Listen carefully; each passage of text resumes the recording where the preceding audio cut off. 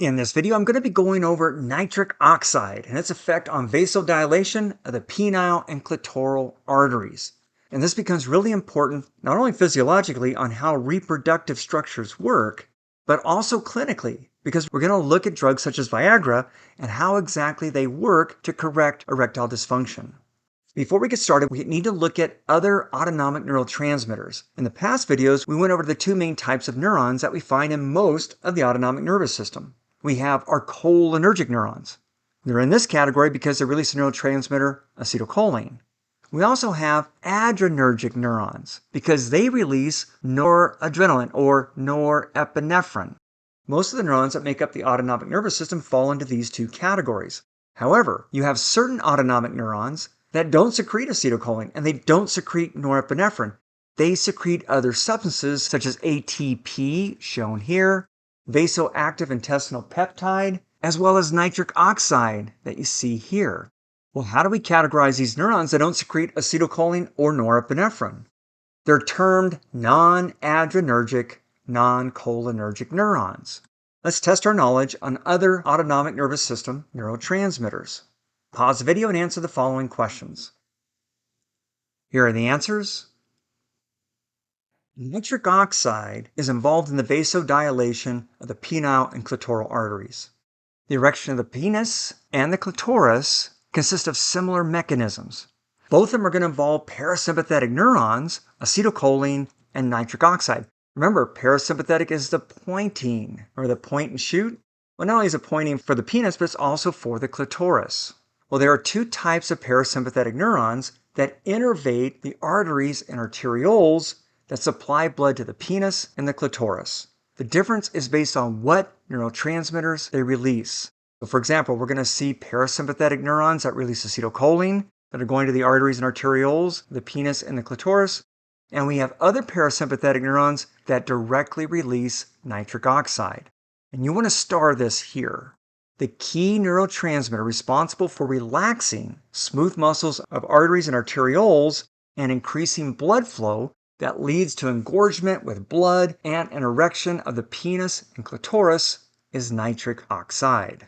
So star that.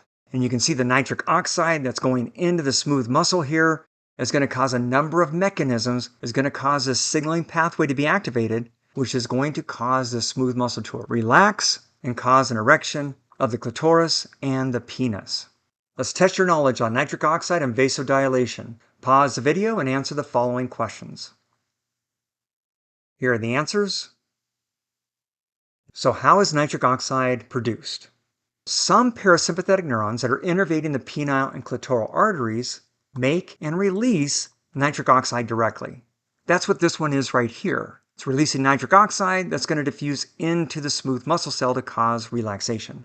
What do we term these autonomic nervous system neurons that don't release acetylcholine or norepinephrine? They're called non-adrenergic, non-cholinergic neurons. This is an example of one of those.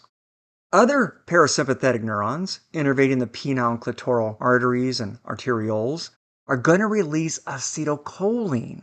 And what the acetylcholine does is it binds to receptors on endothelial cells that are lining the arteries and arterioles.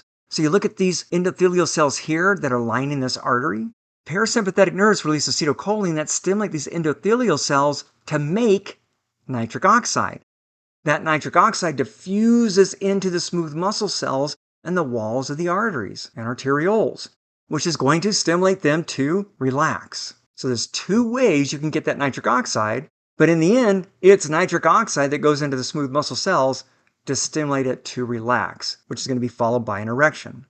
Well, regardless of the source, nitric oxide is going to diffuse into those smooth muscle cells, or the penile and clitoral arteries and arterioles, and it's going to activate a signaling pathway that leads to the relaxation of the smooth muscle cell. So you can see nitric oxide coming in. It's activating the signaling pathway, which eventually is going to cause a decrease in calcium and within the cytoplasm of the smooth muscle cell and relaxation. You don't need to know all the steps within this pathway. What you do need to know is, number one, nitric oxide ultimately causes relaxation of smooth muscles by decreasing calcium levels within the cytoplasm. And remember, calcium is needed for contraction. So to relax the smooth muscle, you need to get rid of the calcium from the sarcoplasmic reticulum or the cytoplasm. To do this, nitric oxide is going to stimulate the pathway, which is going to cause calcium to be taken up by the endoplasmic reticulum. Remember, smooth muscle cells don't have a lot of endoplasmic reticulum. It's also going to stimulate calcium pumps to pump calcium from the cytoplasm to the outside of the cell. Either way, you're decreasing calcium levels. Number 2, without calcium, the smooth muscle cells relax. Number 3, the vasodilation of arteries and arterioles causes them to distend and compress the veins, which inhibits the outflow of venous blood, resulting in an erection. Taking a look here, this is a penis with these cavernous areas where blood is going to fill these areas. You have arteries and arterioles that when they dilate, because of stimulation from nitric oxide, that allows more blood to enter into these spaces. Well, as those spaces fill with blood, that's going to compress the venous flow of blood out of these areas. Compression of the veins causes more blood to go in than come out, and that causes an erection. Same thing happens in the clitoris as happens in the penis, with nitric oxide causing this vasodilation, causing an erection. But there are differences in the structure of the clitoris and its sinuses. The penis and clitoris are going to return to a flaccid state when those arteries and arterioles constrict and pressure on the vein is relieved, so that you have just as much blood flow going in as coming out, and then you returns it to a flaccid state. Well, ejaculation is a sympathetic reflex, causing parasympathetic waves of contraction of smooth muscle to propel that semen out of the urethra in a male. So remember, that's the whole point and shoot when we're talking about males. Pointing, parasympathetic activation, that's erection. Shooting, sympathetic activation, that's the ejaculation. Erection of the clitoris. When we get into the anatomy of this, we're going to see that there's dorsal arteries at the clitoris, deep arteries at the clitoris. The same mechanism that's involved with the parasympathetic nervous system in getting the clitoris to be erect is very similar to what we see in males. So let's test your knowledge on nitric oxide production. Pause the video and answer the following question.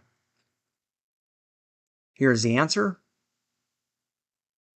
Let's test your knowledge on the action of nitric oxide, part 1. Pause the video and answer the following questions. Here are the answers. Action of nitric oxide, part 2. Pause the video and answer the following questions. Here are the answers. So what causes an erection to return to a flaccid state? When nitric oxide is no longer released here, the arteries and arterioles are going to vasoconstrict to their normal state. This is going to decrease the pressure on the veins.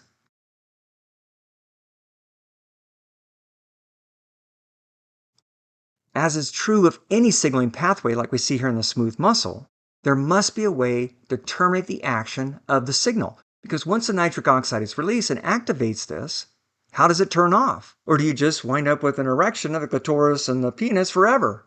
No, there are mechanisms to turn this off. Besides the activation of nitric oxide and its release, once the nitric oxide is in here, how is this pathway that nitric oxide activated stopped? Because once it's stopped,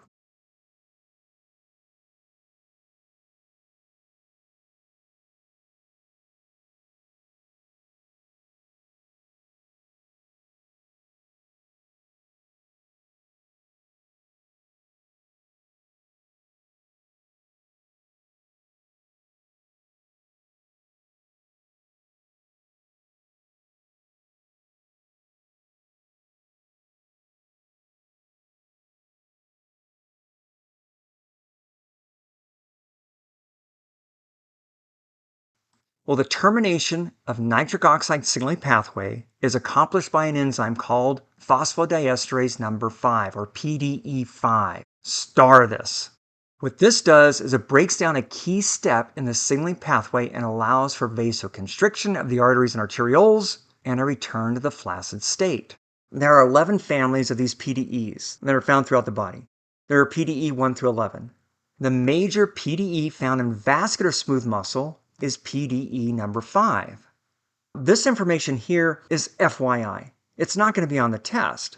But if you want to know more of the details about this, realize that this nitric oxide, when it comes into the smooth muscle, it's going to activate an enzyme called guanylate cyclase, also called guanylyl cyclase. And what that's going to do is it's going to produce a substance called cyclic guanosine monophosphate, or cyclic GMP.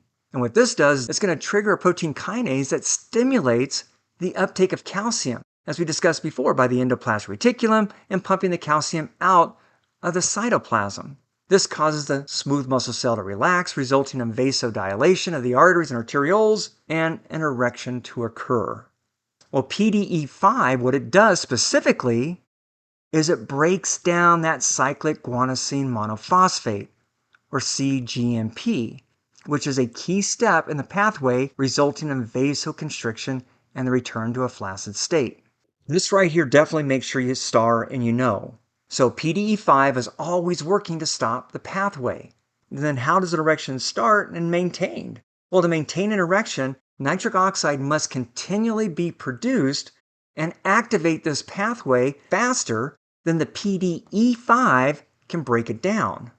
When nitric oxide is no longer being released by either the endothelial cells or the parasympathetic neurons that release it directly, then PDE5 stops that signaling pathway, vasoconstriction occurs, and the penis and clitoris become flaccid. Let's test your knowledge on the flaccid state part 1. Pause the video and answer the following questions. Here are the answers. Flaccid state part 2. Pause the video and answer the following questions. Here are the answers. And that concludes this video. And what this is going to do is it's going to set you up with a really good knowledge base to understand how drugs such as Viagra and Cialis and Levitra are used to treat erectile dysfunction. We're going to be looking at the physiology of that next.